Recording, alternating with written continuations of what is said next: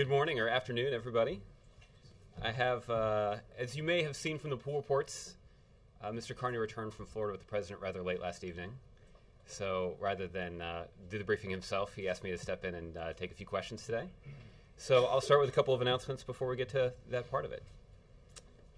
As we speak, the president is meeting with the Democratic Governors Association, and I just wanted to give you a quick readout of that meeting. The president was eager to continue the ongoing discussion with Democratic governors about the ways that the federal government and the states can work together to create jobs and grow the economy, a conversation that will continue on Monday when the president meets with the full National Governors Association. One of the ways to do that, as the president laid out in his State of the Union address and has reiterated many times since, is to accelerate the growing trend of insourcing, where companies are bringing jobs back to the United States and making additional investments right here in America. The president will discuss his proposals to support insourcing, including tax incentives to encourage business investment in the United States and investing in a 21st century infrastructure.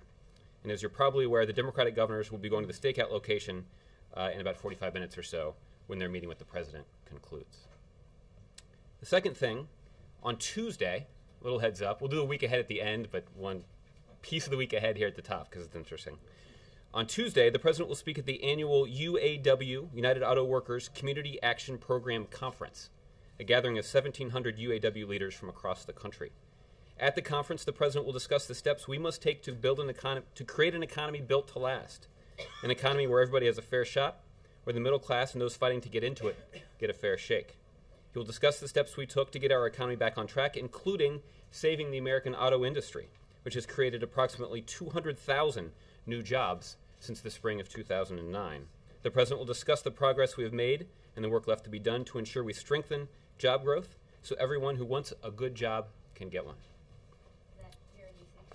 That is here in Washington, D.C. So with that, we'll wade into taking a few questions. Mr. Fowler, would you like to kick us off? Thanks, Josh. Yeah, thanks. Is Lawrence out here for you, or are we going to see your... I don't know if I should be paying attention through the whole briefing today. Yeah, we're not expecting the president. I don't expect that he is going to. That would be a way to really kick off the first one, though, wouldn't it? Especially after that understudy stuff. Yeah, well, I know. Two topics. On Afghanistan, the president's apology about the burning of the Korans has not seemed to quell the violence, the protests at all. I believe there are now 20 people have been killed. I'm wondering if the White House is worried that there's no clear end in sight to this. Well, as you pointed out, Ben, the General Allen, Secretary Panetta, and President Obama have all in different forums expressed their apology on behalf of the American people and the American military to the Afghan people to articulate that the United States military and indeed the American people have enduring respect for the religious views and religious practices of the Afghan people. We were pleased today to see that President Karzai himself has also called or appealed for calm in Afghanistan. And while this is a difficult circumstance that we're working through, we're confident that our goals in Afghanistan, which I'll remind you, is to defeat, disrupt, and dismantle al-Qaeda, and to ensure that al-Qaeda cannot be used as a safe haven for al-Qaeda or other religious extremists, violent extremists. So it is our view that we will work through these difficult circumstances and remain on track to making progress on our goals there. Is there anything else, as this incident continues, is there anything else the president can do or plans to do that you know of? Nothing that I have to announce at this time. Speaking of no end in sight on a much broader scale, of course, as you know, the slaughter in Syria continues. Secretary Clinton at the conference in Tunisia said that the regime will have more blood on its hands if it doesn't comply with the ceasefire. And I'm wondering what the White House is thinking is about what happens if he doesn't. Is there any thought being given right now that you can help us understand about what happens next? Well, as you point out, Ben, Secretary Clinton is in Tunisia right now, meeting with the Friends of Syria group in Tunis to talk about a number of things, including a political transition in Syria. They're also talking about the need to find a way to deliver humanitarian aid and medical supplies to areas like Homs and other areas of Syria where Syrian citizens, innocent Syrian citizens, have been heinously attacked by the Assad regime. So the question you're raising is a question that's being actively discussed by the United States, our allies, partners, and even other countries in the region about the way forward in that country, about what we can do to facilitate a political transition there. It is the collective view of all of the nations who are participating in that conference that there are two important things that we need to do. The first is it's important for us to continue to increase the international pressure on the Assad regime, to isolate further the Assad regime, to ensure that we're working in an integrated, coordinated fashion to apply the sanctions for maximum effect. It's also the collective belief of the people who are participating in that conference that a political transition will take place that ends with the Assad regime no longer being in power in Syria. That's a foregone conclusion, and it's one that the international community is working together to achieve. But you say it's a foregone conclusion, and I know that the White House has said that for some time now, but in the meantime, people are dying by the day, including children being slaughtered. Is there a point at which the president's patience simply runs out? Certainly the images that we're seeing on television are appalling. The violence that's being perpetrated by the Assad regime, as you point out, against innocent civilians, men, women, and children, is outrageous. It is something for which we have zero patience. That's why you're seeing a coordinated international effort to get it to stop, to bring some humanitarian relief, and to ensure a prompt political transition in Syria. Last one on this. Is there any update you can give us about the deliberations on arming the rebels? I don't have an update to our position on this. As you've heard Jay and others say, it is our view that further militarization in Syria at this point in time is not the policy that we believe is the wise one to pursue at this point. Yes? Josh, I'd like to ask you about the SPR. This morning, Treasury Secretary Geithner said that the United States will continue to evaluate use of the SPR. But what are the criteria that you're using to evaluate tapping the SPR, and how are you making that decision? And the follow-up would be if you could describe the process that you'll use to make the decision, who's involved, how that will take place. I appreciate the question. I did see Secretary Geithner's interview on CNBC this morning. Like Secretary Geithner, I'm not going to speculate about any policy outcomes that may or may not be contemplated by this administration at this point. So I don't have anything on that for you. What I can tell you is that the president will continue to pursue, as he talked about at some length yesterday, an all-of-the-above approach to our energy challenges. So that includes a wide range of options. We're not taking anything off the table, but I'm not going to speculate about what kinds of things may or may not be on the table or how we're going to make decisions about what's on the table. You can't say anything about what criteria would be used to make the decision? I cannot. Thanks. April? Josh, I'd like to ask you a couple questions on the president's conversations of late. Has the president been consulting with Muslim leadership in this country about what's been going on with Afghanistan and the Colonel of the Qurans? I don't have any meetings to read out to you on that front, April. There are officials at the White House who work in the Office of Public Engagement who are responsible for reaching out to people all across the country, and certainly faith leaders fall in that category. But I don't have any specific meetings on this specific topic to read out to you. Is the Office of Faith-Based and Community Initiatives possibly reaching out as well?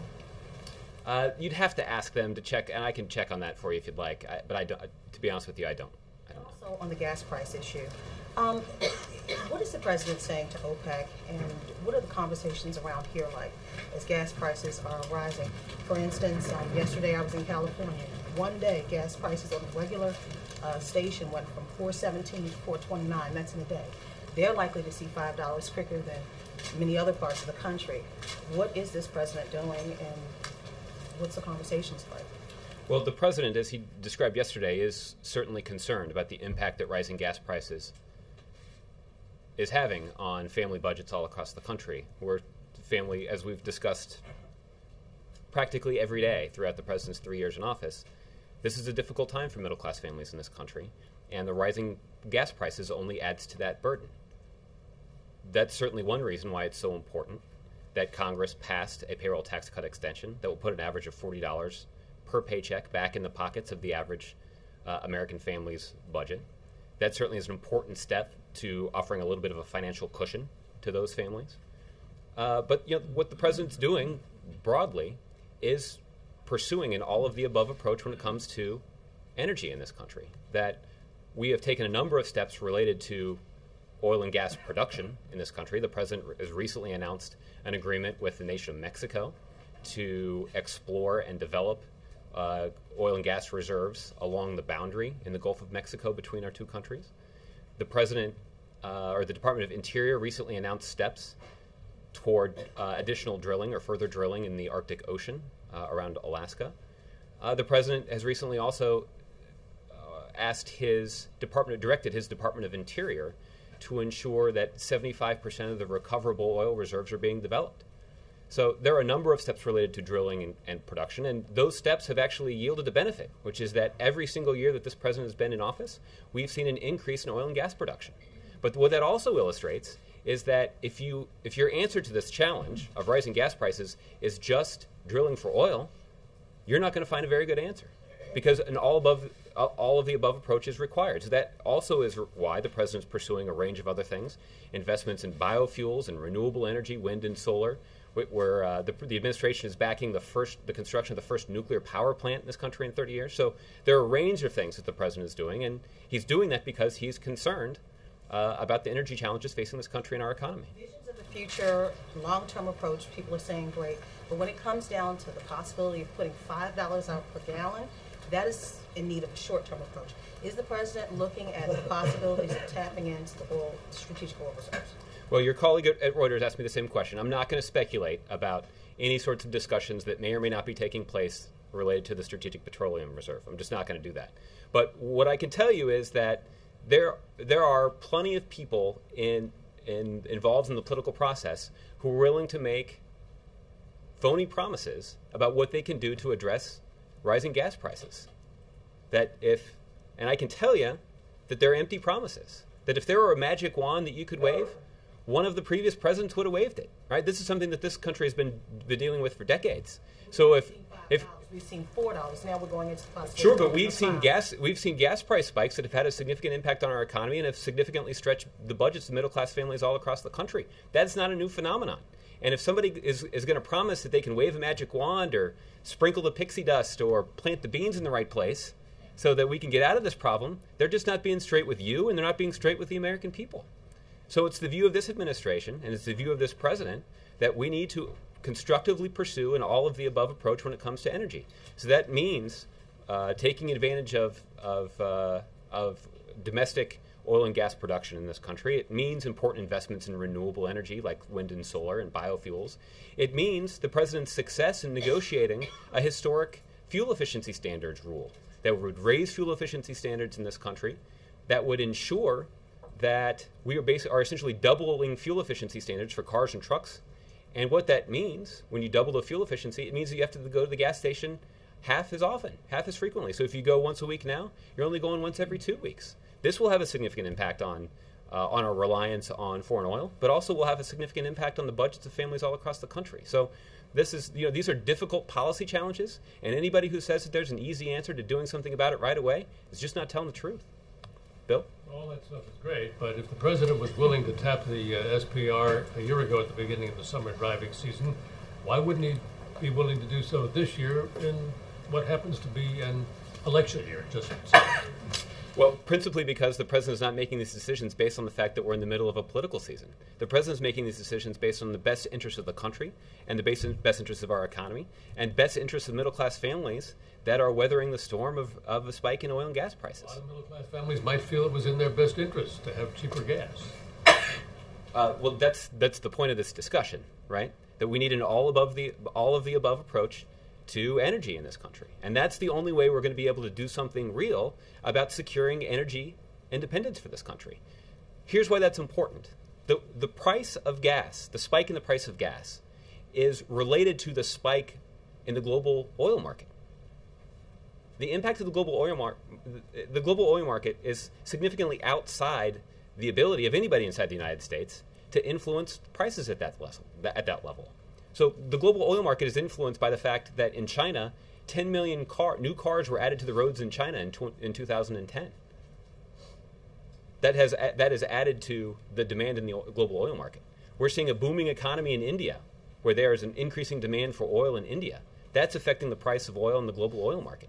We're seeing a stronger economy in Brazil, where the demand for oil and gas in Brazil has significantly increased. That's affecting the global oil market. The key here to solving this problem over the long term and making sure that we don't have to deal with these challenges moving forward, that we're not susceptible to the spikes and declines in the global oil market, is to make the United States of America finally independent of foreign energy. And that's the course that the president's pursuing. Sure, but why not in the short term, too?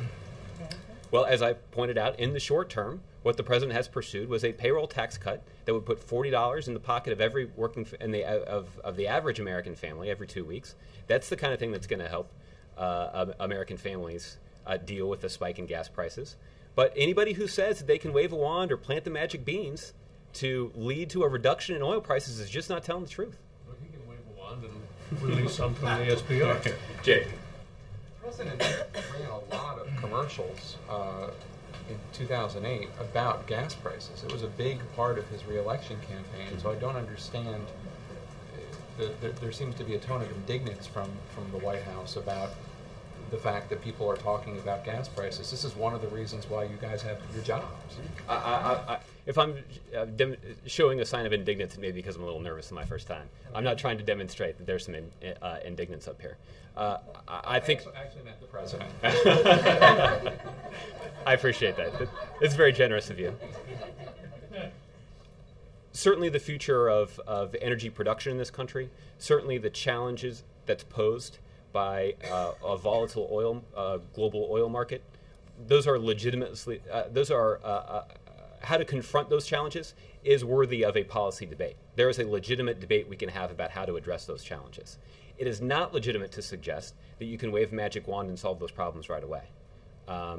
What is legitimate is for us to have a debate about what kind of policy we should pursue. There are some who say we should have as the president alluded to yesterday, a three-step approach to dealing with oil prices in this country, which is step one is we should drill, the second step is that we should drill some more, and the third step is that we should keep drilling.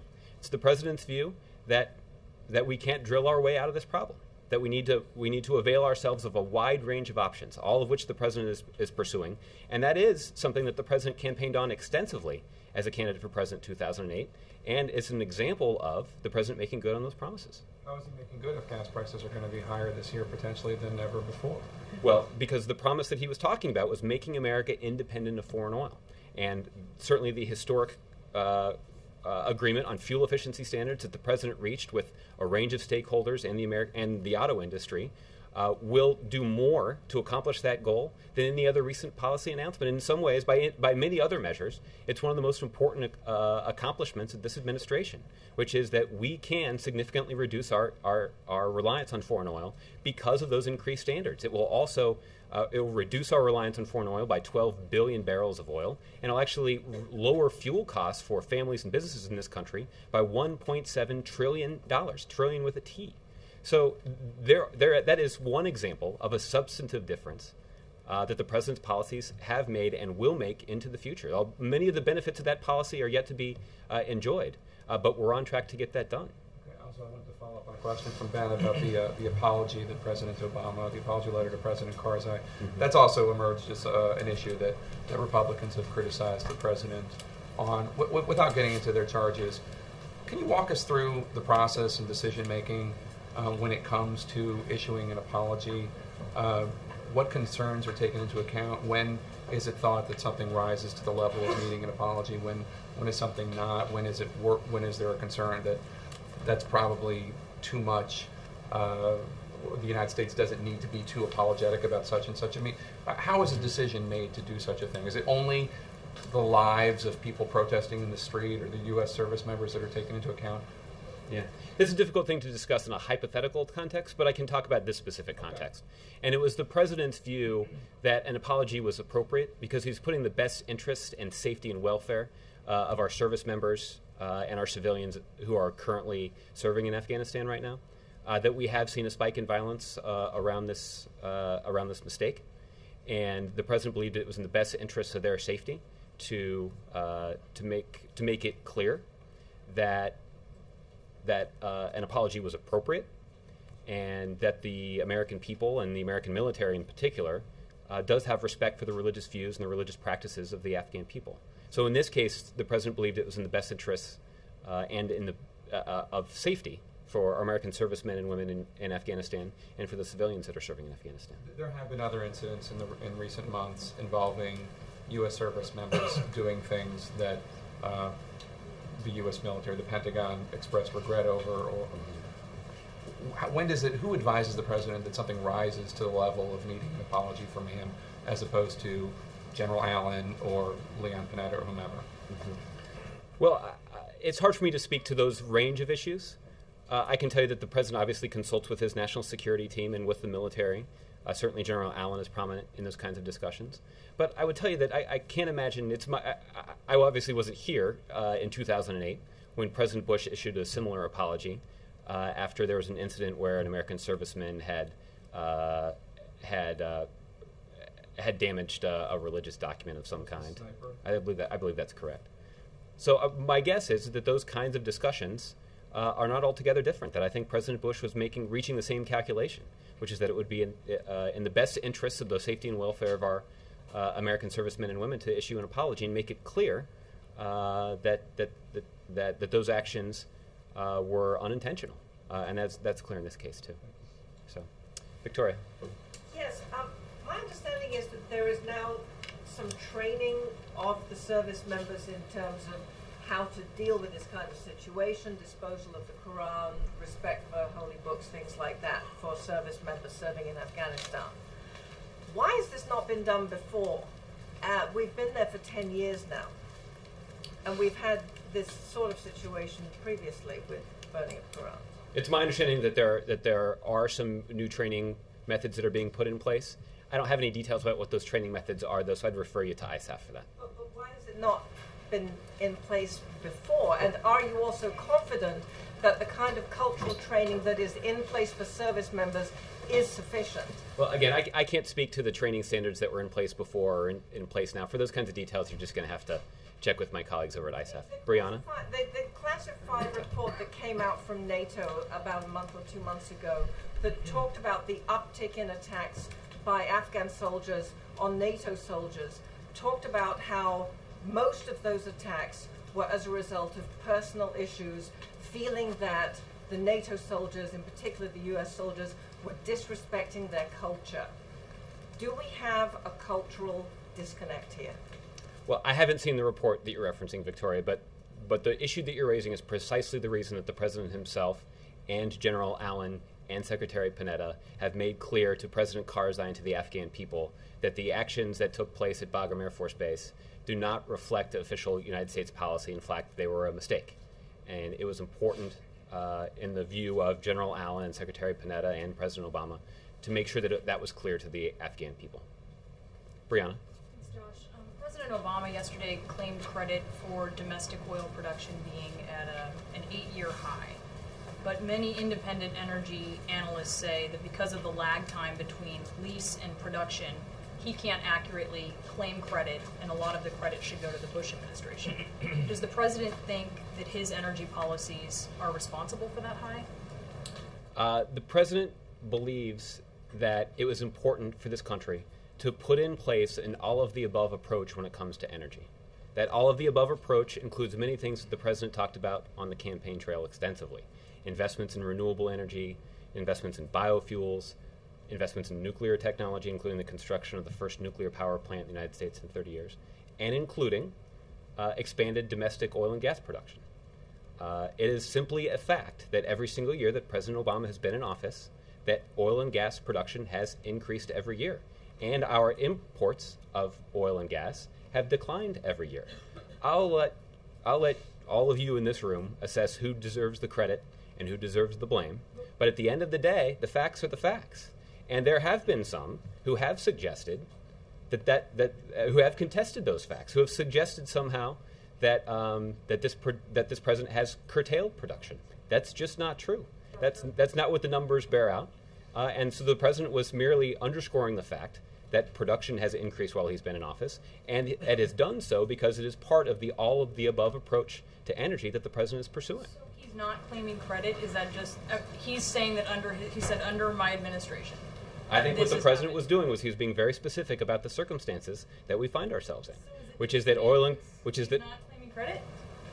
I think you're the one that's sort of injecting semantics here. What I'm suggesting and what the president is suggesting, are you not? You're the one that raised the issue of credit or blame. I'm not suggesting that. I'm merely restating what the facts He are. said yesterday, under my administration, and he talked about the high in domestic oil production, which would be an indication that he's sort of, I mean, I think it's pretty logical. It's not a huge cognitive leap, right, to say that he's sort of saying It's also that not a under- huge cognitive leap to suggest that the president was merely using the opportunity of his speech at the University of Miami to talk about what kind of policy he's pursuing and what impact that has had on this country and our progress toward becoming independent of foreign oil.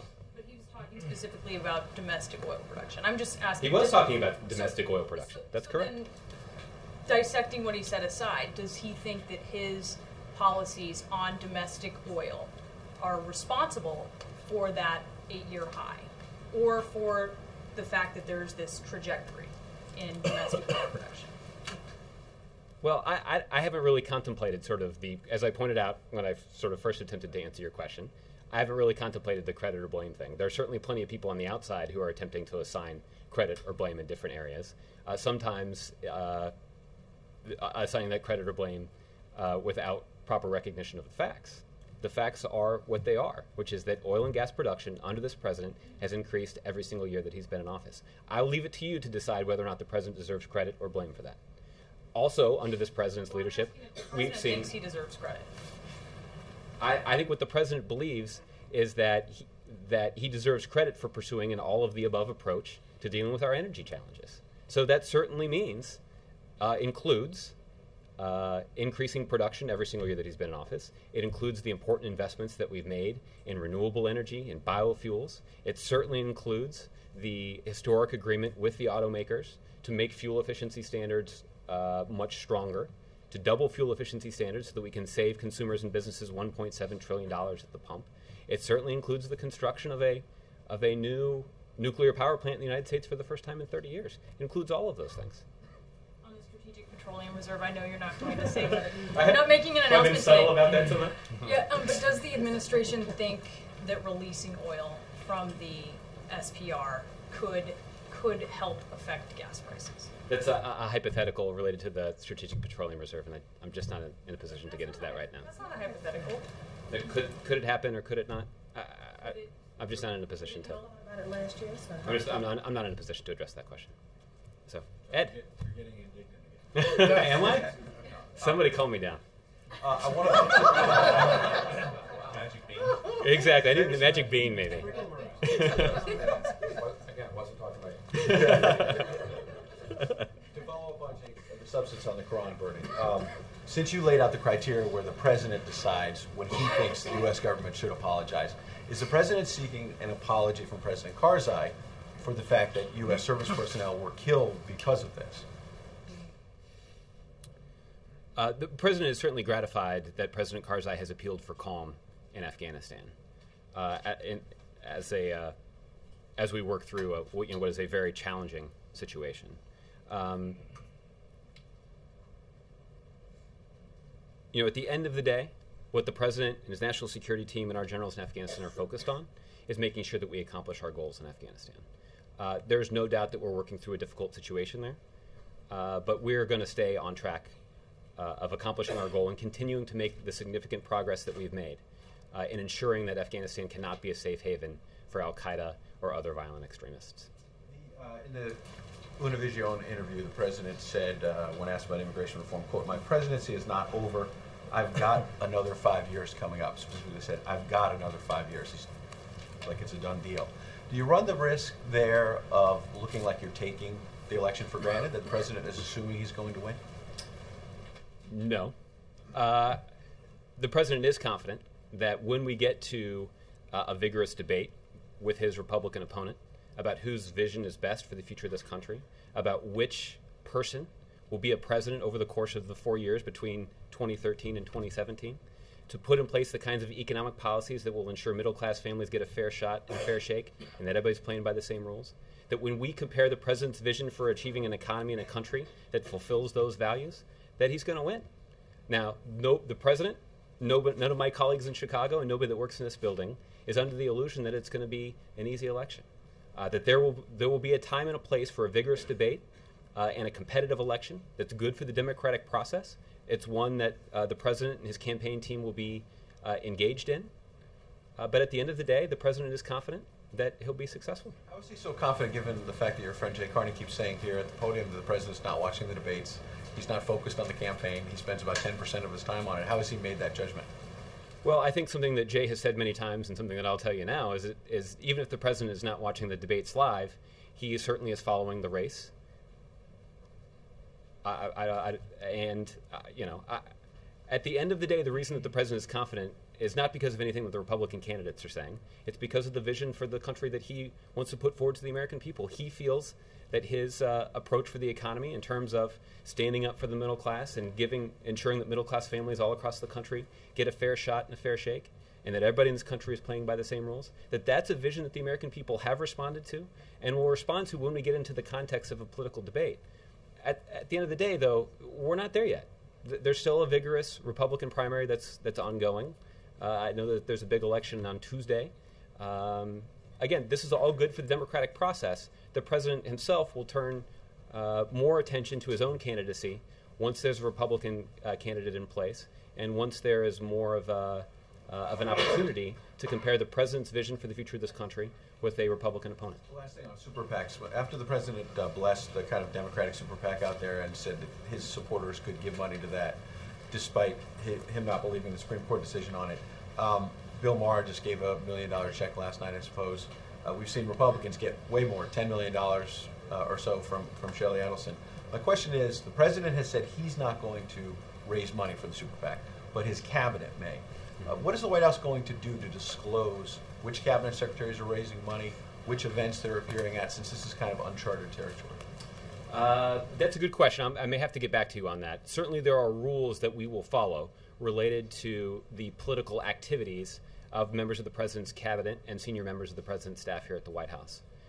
I don't have all the background on what those rules are. All I can do is assure you that the lawyers who are familiar with those rules, they will ensure that those rules are followed. Mike? Josh, Syria. About 10 months ago, the then leader of Syria, Muammar Gaddafi, gave a speech. He said... Of Libya. I'm sorry, Libya.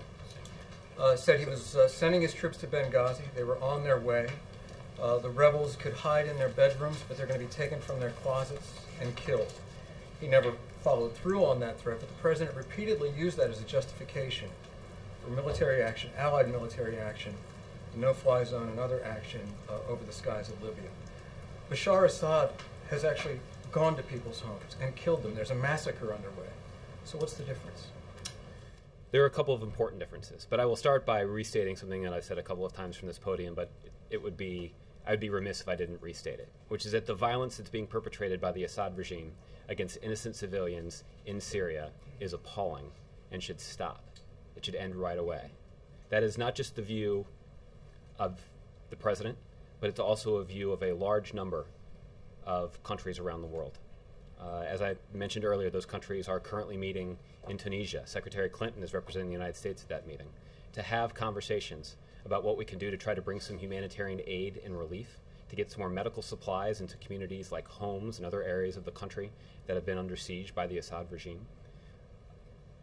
At that meeting, they're also discussing what they can do to ratchet up the pressure on Assad. There are already pretty severe sanctions that are in place, but part of the discussions at that meeting will be integrating those sanctions to make sure that we're closely cooperating to maximize the impact of those sanctions. And we'll also be talking about what's necessary to achieve a political transition in that country. So a wide range of these topics are being discussed at that meeting. In terms of what makes this different than Libya, certainly the violence that's being perpetrated by the leaders of those two countries is similar. But the other important difference, however, is that there was unanimity of opinion on the United Nations Security Council about military action in Libya, and that unanimity of opinion does not exist in relation to this situation. That's unfortunate. As you know, Ambassador Rice and other Obama administration officials were actively engaged in an effort to try to build international consensus. And that's something that we've had a large degree of success in doing. That there are a number of, I think there's something like 70 countries that are represented at this meeting in Tunisia. And so there is a broad international agreement about the way forward in Syria, about the fact that Assad should cease and desist his violence against innocent civilians, that the aspirations of the Syrian people should be realized, that humanitarian aid should be brought there, and that Assad should leave power in Syria. All right, I follow up on a completely different and more parochial issue. Okay. Does the president agree in a general sense with the notion that the Postal Service has to get leaner? And specifically, does he agree, or does he agree with the approach taken that some people in rural areas object to, and that is that they are being inordinately asked to bear a greater burden by having their local post offices closed under the plan that was put forward today?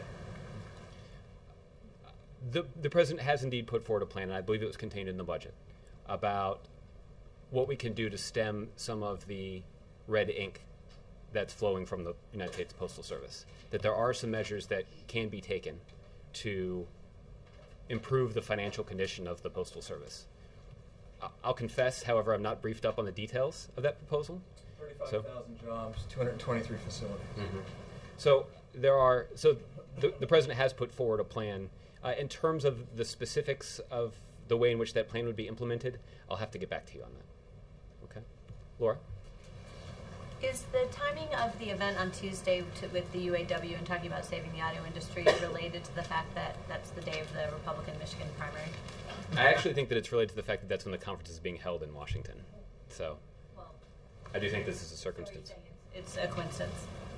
It appears to me to.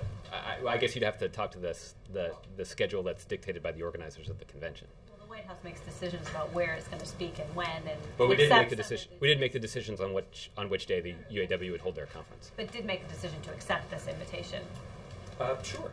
So I'm wondering if that decision to accept this invitation is related to the timing. No, the decision to speak to the UAW is related to, as I mentioned at the very top of the briefing, related to the president's interest in talking to the United Auto Workers about the success of the president's policies and the hard work of the men and women of the American auto industry have made in turning around that industry. That for the first time in many, many years, we're seeing increasing increasing profits, increasing market share, and even jobs being created in the auto sector. 200,000 jobs created in the auto sector in just the last couple of years. So that's what the president's going to talk about, and that's why he's there to talk to them. One other question. In response to the last question on Syria, you said that the main difference between Libya and Syria was the lack of international consensus on the UN Security Council that we have this time. Does that mean that if that changed and if Russia and China came around on this, that therefore military action would be a real possibility? So those of you who disagreed about whether that was, what Brianna's question was hypothetical, I think will agree with me that one is a hypothetical. So I don't think I'll weigh in on that one. Well, that is the implication of what you said, though, was that if that was the difference, and that's... The implication is that it is a significant difference from the situation in the Security Council when they confronted the challenges in Libya and when they're confronting the challenges in Syria. But in terms of what would be the policy process if that difference didn't exist, I'm not going to free to speculate at this point. Unanimity before military action can go forward. Well, I don't want to engage in a hypothetical discussion about what we would or would not do if Russia and China were to change their votes on the Security Council. I'm just not in a position to maybe I'm not enough of a big thinker to go there, but I'm not in a position to speculate about what would change if they were to change their votes. Certainly, if they're willing to change their votes, we would be pleased to see that. That would be a welcome development. We believe that the votes that they cast to veto that resolution were the wrong votes. So we certainly, if they want to revisit those votes, we're more than open to that. Peter? Has there been any progress from the renewed contact with North Korea on the nuclear issue, the meetings going on in China? I've seen the reports of those meetings, but I don't have any readout or update on those meetings to give you at this point. What do you hope? What does the White House hope it will lead to? Well, what we hope they'll lead to eventually is for the North Koreans to abandon their nuclear weapons program and abide by the international standards that so much of the rest of the world community follows. That's the eventual goal here. That certainly is the goal of our diplomatic efforts there. It's the goal of the diplomatic efforts of the six-party talks. But I don't have anything new to update you on in terms of the progress toward that goal. Okay. So let's see, Mark.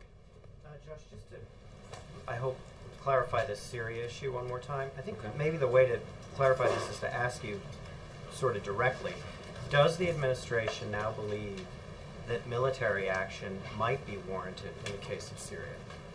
Well, I don't want to speculate about what might be warranted in the future. What we have said on this issue is that further militarizing the situation in Syria at this point in time is not a wise course. That's not the wise policy course to pursue at this point. What we're engaged in now with our partners and other countries in the region is an effort to see if there's things that we can do to bring humanitarian relief and aid to those who are affected by the violence, including medical supplies, to see if there are things that we can do to offer support to the Syrian National Council to speed a democratic transition, a political solution in Syria, and to increase the pressure through sanctions on the Assad regime. That's our posture at this point. And that's irrespective of the position of Russia and China in the Security Council. Further militarization you don't think is a good idea? Yeah, but again, you're sort of alluding to this idea that what would things be different if they had cast a different vote on this issue, and I'm not in a position to speculate on that. One more thing on this. Sure. On this issue of humanitarian aid, there is a proposal that was made by the former policy planning director of the State Department in our paper today that one thing that you could do to help in that regard is create zones that she calls no-kill zones that border Turkey and other neighboring countries of Syria and have humanitarian corridors run into those zones. In order to do that, she says that you would have to arm the Free Syrian Army enough to allow them to secure these zones. Given what you've said about not wanting to arm the opposition at this point, is that not a proposal that you guys would consider? In terms of specific proposals, I don't want to get ahead of the conversations that are currently ongoing in Tunisia, so I wouldn't want to weigh in on a specific proposal or not.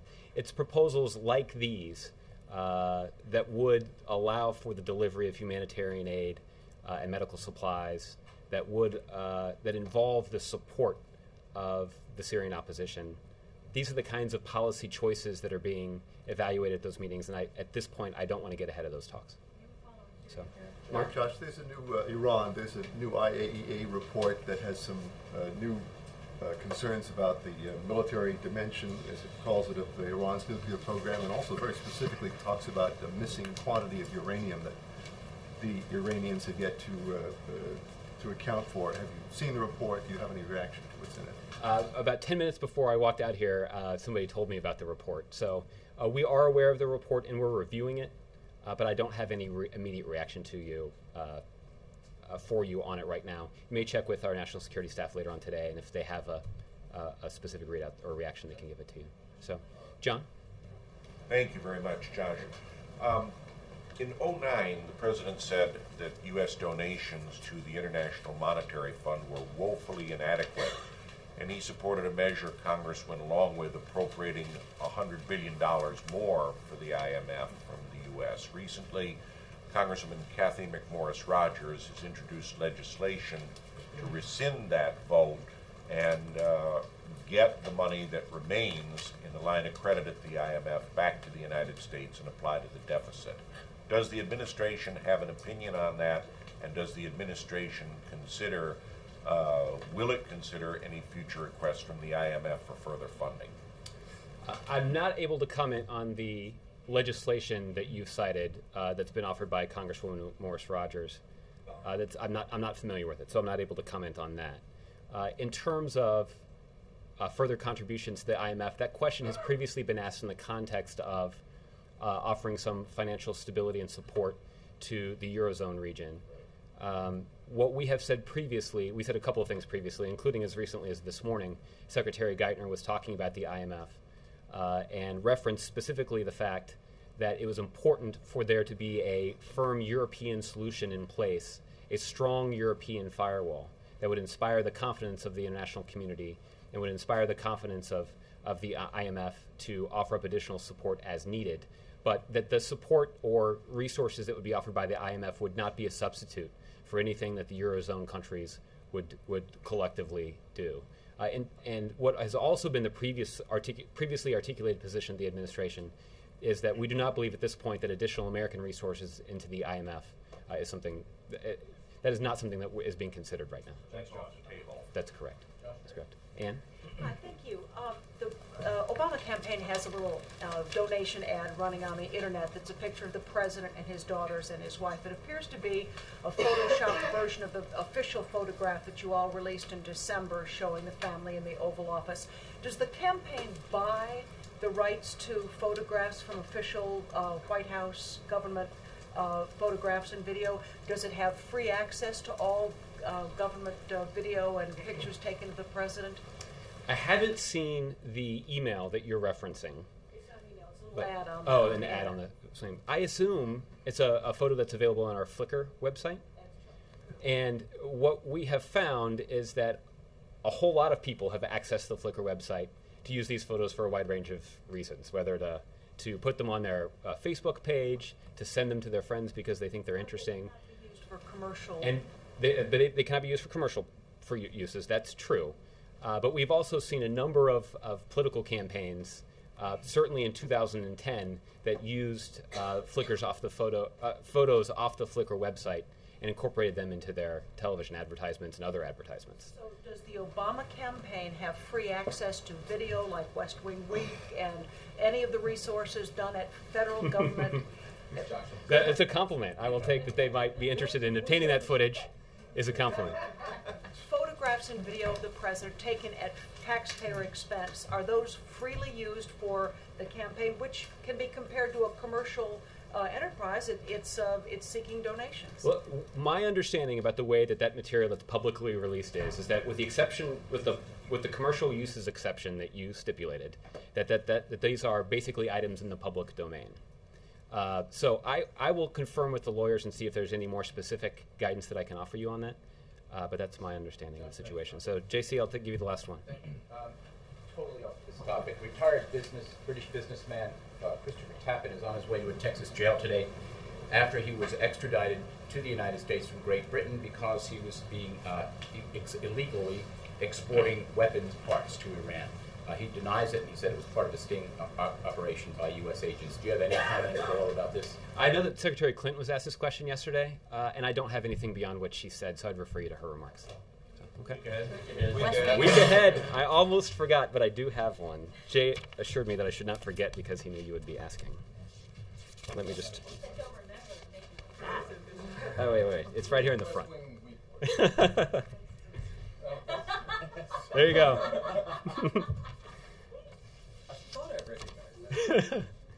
On Sunday, the President and First Lady will welcome the National Governors Association to the White House for the 2012 Governors Dinner. It says in my book here 2011, and I assume that's a misprint. So we're editing on the fly here. The Vice President and Dr. Biden will also attend. On Monday, the President and the Vice President will host a meeting with the National Governors Association in the State Dining Room. On Tuesday, the President will deliver remarks, as I mentioned, to the United Auto Workers Conference in Washington, D.C. On Wednesday, as you've previously heard, the President and First Lady will host a dinner at the White House to honor our armed forces who served in Iraq. Let me say that again. Our armed forces who served in Operation Iraqi Freedom and Operation New Dawn to honor their families. This dinner, an expression of the nation's gratitude for the achievements and enormous sacrifices of the brave Americans who served in the Iraq War and of the families who supported them, will include men and women in uniform from all ranks, services, states, and backgrounds, representative of the many thousands of Americans who served in Iraq. You know the press coverage on that? I don't, but we'll work with you on figuring that out. On Thursday, the President will travel to Nashua, New Hampshire, and will deliver remarks on the economy. In the evening, the President will attend campaign events in New York City. And finally, on Friday, the President will end his week by traveling to Walter Reed National Military Medical Center in Bethesda, Maryland, to visit wounded service members. That's on Friday. I don't have any updates on a possible presidential news conference for you, so in the meantime, you'll just have to satisfy yourself with hearing answers from Jay and me. So with that, thanks everybody. Have a good weekend. Thanks.